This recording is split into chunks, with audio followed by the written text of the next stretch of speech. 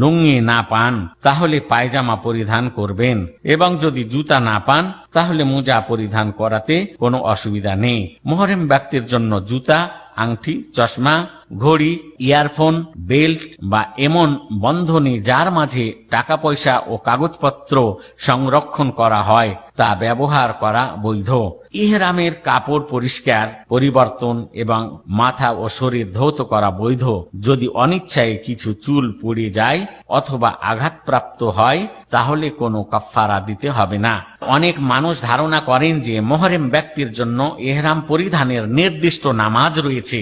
মুহরিম ব্যক্তির জন্য ইহরাম পরিধানের পর খাস কোনো নামাজ নেই, অথচ অনেক লোক ইহরামের পরে 2 রাকাত নামাজ আদায় করেন, যা ঠিক নয়। হজ ও উমরা পালনকারীর উচিত আল্লাহর ওয়াজিবকৃত দিনের ফরজ কাজসমূহ পালন করা, যেমন সঠিক সময়ে জামাতের সাথে নামাজ আদায় করা। মুহরিম ব্যক্তির জন্য অন্যান্য মুসলমানের মতো গুনাহ, অন্যায়, অশ্লীলতা, পাপ কাজ সহ যাবতীয় অন্যায় থেকে দূরে থাকা ওয়াজিব।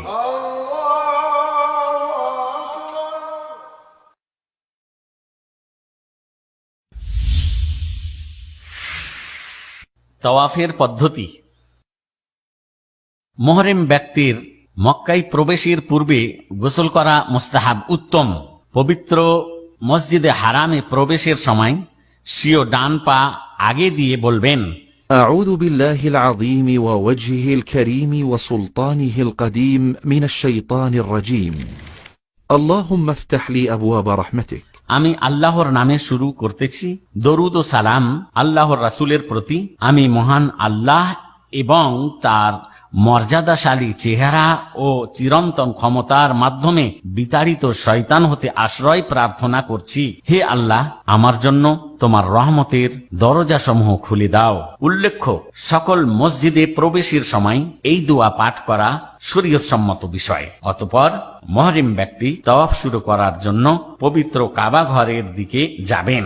তাওয়াফের সময় ইত্তিবা করা সুন্নাত। ইত্তিবার নিয়ম হলো, মুহরিম ব্যক্তি ডান কাঁধকে খোলা রেখে চাদরের মধ্যভাগকে ডান বগলের নিচ দিয়ে চাদরের উভয় কোণ বাম কাঁধের উপর ধারণ করতে হবে, অর্থাৎ ডান কাঁধ খোলা রেখে বাম কাঁধ আবৃত করে উক্ত চাদর পরতে হবে।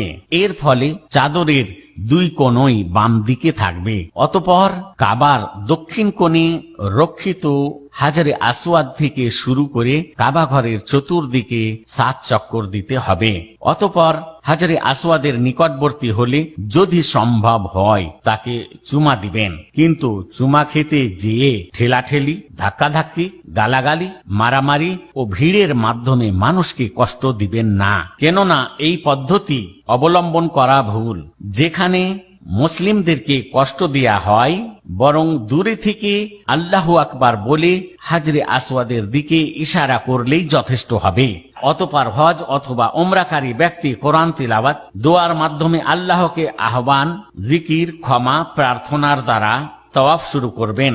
উচ্চ স্বরে নির্দিষ্ট কোনো দোয়া পাঠ করা নিষেধ, অথচ বর্তমানে কিছু মানুষ এ নিয়ম না মেনে প্রত্যেক চক্করে পৃথক দোয়া করে থাকেন। অনেকে আবার সম্মিলিতভাবে উঁচু স্বরে জিকির ও দোয়া করেন। ইহা নিষেধ, কেননা তা অন্য তাওয়াফকারীদের দোয়া ও জিকিরে বিরক্তি ও গোলযোগ সৃষ্টি করে।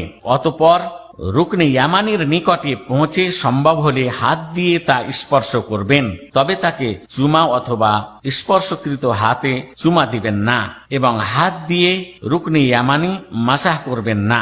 বর্তমানে মুহাম্মদ সাল্লাল্লাহু আলাইহি ওয়াসাল্লামের সুন্নতের বিরোধিতা করতে অনেকে এমন করে থাকেন। আর যদি রুকনে ইয়ামানি স্পর্শ করা সম্ভব না হয় তাহলে তাকবীর অথবা তার দিকে ইশারা না করে সামনে অগ্রসর হবেন। হাজরে আসওয়াদ ও রুকনে ইয়ামানির মধ্যবর্তী স্থলে হাজিদের এই দোয়াটি পাঠ করা সুন্নত।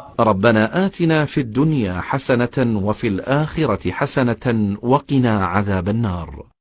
অর্থ, হে আমাদের প্রভু, আমাদিগকে এই দুনিয়ায় এবং আখিরাতে কল্যাণ দান করো এবং জাহান্নামের আযাব থেকে আমাদিগকে রক্ষা করো। প্রথম চক্করের ন্যায় এইভাবে হাজী সাহেব 7 চক্করের মাধ্যমে তার তওয়াফ পূর্ণ করবেন। হাজরে আসওয়াদ থেকে প্রত্যেক চক্কর শুরু করে ওইখানে পৌঁছলে প্রথম চক্কর শেষ হবে এবং 1 চক্কর পূর্ণ হবে। তওয়াফে রমল করা সুন্নাত, আর রমল হলো ছোট ছোট কদমে দ্রুত চলা, আর তা শুধুমাত্র তওয়াফে কদুমের আগমন তওয়াফের প্রথম 3 চক্করে করবেন। কাবা ঘরের তওয়াফ করার সময় কতক হজ ও উমরা পালনকারীগণের ভুল ত্রুটি। 1, তওয়াফের সময় হিজরি কাবা শরীফের উত্তর পাশের বাড়তি অংশ এই মনে করে প্রবেশ করা যে নিশ্চয় তা তওয়াফের অন্তর্ভুক্ত। মূলত হিজরের মধ্য দিয়ে তওয়াফ করলে তা তওয়াফকে বাতিল করে দেয়, কেননা এতে তার তওয়াফ অপূর্ণাঙ্গ থেকে যায়। ফলে তখন কাবার কিছু অংশের তওয়াফ করলেন এবং কিছু অংশ ছেড়ে দিলেন। 2, অনুরূপভাবে কাবা ঘরের সমস্ত কোণ এমনকি তার দেয়াল সমূহ স্পর্শ করা এবং কাবা, তার গিলাফ, দরজা ও মাকামে ইব্রাহিমকে স্পর্শ করা বৈধ নয়, কেননা উহা করা বিদাত যার ভিত্তি শরীয়তে নেই এবং নবী করিম সাল্লাল্লাহু আলাইহি ওয়াসাল্লাম তা করেননি। 3, তওয়াফের মাঝে উচ্চ কণ্ঠে আওয়াজ করা জায়েজ নয়, কেননা এতে অন্য মুসলিমদের ইবাদতে গোলযোগ ও বিরক্তির সৃষ্টি হয়। 4, তওয়াফের সময় মহিলা ও পুরুষের প্রচন্ড ভিড় করা, বিশেষ করে হাজরে আসওয়াদ ও মাকামে ইব্রাহিমকে চুমো দেয়া বা স্পর্শ করাকে কেন্দ্র করে। তাই সবার উপর ওয়াজিব হলো এই সমস্ত কাজ থেকে দূরে থাকা। তওয়াফ শেষে হজ এবং উমরাকারীগণ দ্রুত তার ডান কাঁধ ঢেকে নেবেন। তওয়াফের পরে যদি সম্ভব হয় মাকামে ইব্রাহিমের পিছনে 2 রাকাত নামাজ আদায় করা সুন্নতে মুআক্কাদা। আর যদি উক্ত স্থানে নামাজ পড়া সম্ভব না হয় তাহলে মসজিদে হারামের যে কোনো স্থানে 2 রাকাত নামাজ পড়ে নেবেন। প্রথম রাকাতে সূরা ফাতিহার পরে সূরা কাফিরুন, কুল ইয়া আইয়ুহাল কাফিরুন ও দ্বিতীয় রাকাতে সূরা ফাতিহার পর সূরা ইখলাস, কুল হুয়াল্লাহু আহাদ পাঠ করবেন। কিন্তু সূরা ফাতিহার পর উক্ত 2টি সূরা ছাড়া যদি কোনো ব্যক্তি অন্য সূরা পাঠ করেন তাতে কোনো সমস্যা নেই। সাফা মারওয়ার মাঝে সাইর পদ্ধতি। হজ ও উমরাকারী ব্যক্তি তওয়াফের পরে 7 বার প্রদক্ষিণের জন্য সাফা পর্বতের দিকে হবেন। অতঃপর যখন তিনি সাফার নিকটবর্তী হবেন তখন আল্লাহর নিম্নোক্ত আয়াতটি পাঠ করবেন। إن الصفا والمروة من شعائر الله فمن حج البيت أو اعتمر فلا جناح عليه أن يطوف بهما ومن تطوع خيرا فإن الله شاكر عليم।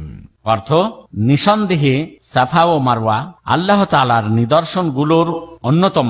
সুতরাং যারা কাবা ঘরে হজ বা উমরা পালন করবে তাদের পক্ষে এ দুটিতে প্রদক্ষিণ করাতে কোনো দোষ নেই, বরং কেউ যদি স্বেচ্ছায় কিছু নেকির কাজ করে তবে আল্লাহ তাআলা অবশ্যই তা অবগত হবেন এবং তার সে আমলের সঠিক মূল্য দেবেন। অতঃপর সাফার উপর আরোহণ করে কাবামুখী হয়ে আল্লাহর প্রশংসা করবেন এবং 2 হাত উঠিয়ে 3 বার তাকবীর দিবেন ও দোয়া করবেন। এরপর নিম্নোক্ত দোয়াটি 3 বার পাঠ করবেন। لا إله إلا الله وحده لا شريك له له الملك وله الحمد وهو على كل شيء قدير لا إله إلا الله وحده أنجز وعده ونصر عبده وهزم الأحزاب وحده।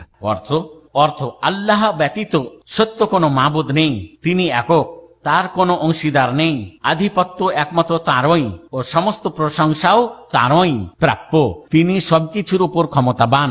আল্লাহ ব্যতীত সত্য কোনো উপাস্য নেই, তিনি একক অদ্বিতীয়। তিনি তার প্রতিজ্ঞা পূর্ণ করেছেন, তার বান্দাকে সাহায্য করেছেন এবং একাই তিনি সকল শত্রু দলকে ধ্বংস করেছেন। এই দোয়াটি 3 বার পাঠ করবেন ও ওই সময়ে ইচ্ছানুযায়ী দোয়া পড়বেন। যদি এর চেয়ে কম দোয়া পড়েন তাতেও কোনো অসুবিধা নেই। দোয়ার সময় ছাড়া 2 হাত উত্তোলন করবেন না এবং আল্লাহু আকবার বলার সময় 2 হাত দিয়ে ইশারাও করবেন না, কেননা ইহা পরিচালিত ভুল যা অনেক হজ ও উমরা পালনকারীগণ করে থাকেন। অতঃপর মুহরিম ব্যক্তি সাফা থেকে অবতরণ করে হেঁটে মারওয়ার দিকে যাবেন ও সাধ্য অনুযায়ী নিজের পরিবার এবং সাধারণ মুসলমানদের জন্য দোয়া করবেন। অতঃপর যখন প্রথম সবুজ চিহ্নে পৌঁছবেন তখন দ্বিতীয় সবুজ চিহ্ন পর্যন্ত পুরুষগণ জোরে জোরে চলবেন, মহিলাগণ ব্যতীত, কেননা মহিলাদের জন্য জোরে চলা নিষেধ। এরপর মারোয়া পর্যন্ত সাধারণভাবেই হেঁটে যাবেন এবং মারোয়াতে পৌঁছে কাবার দিকে মুখ করে সাফাই আরোহণের পর যে সকল দোয়া পড়েছিলেন তা পাঠ করবেন এবং ইচ্ছা করলে অন্যান্য দোয়াও করতে পারেন। পুনরায়